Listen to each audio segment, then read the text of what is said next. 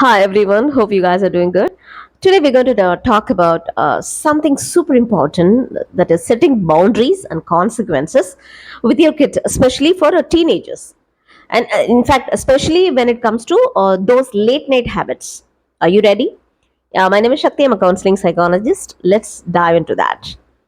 First, let's talk about what you should do and when, especially when you're setting boundaries with your kids. I'm talking about teenagers. So be super clear and keep it simple when explaining the rules to your kids. Make sure they understand what is expected of them, like no staying up too late. That's what your expectation, right? So make it very clear, number one. Number two, try using positive language when setting boundaries. Like let's try winding down before bedtime. It's way more encouraging rather than going giving any negative kind of statements.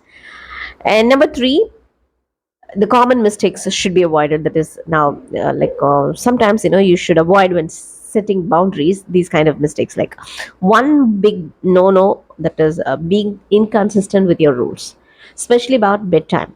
Stick to the same routine every night and don't get too strict actually about now this bedtime and all. Keep it reasonable, but make sure they are understandable, they understand why it's important to get enough sleep. So you talk in that way rather than becoming very strict and showing authority. Just tell them that what are the consequences may happen if they lose the sleep, and if they have a good sleep, what other things will happen. Just talk about in that perspective.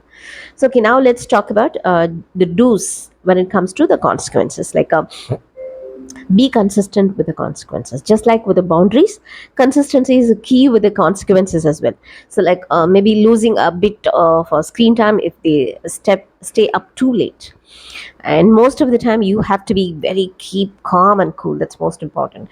No need, of course you have to enforce the consequences, but at the same time you have to keep yourself calm and cool.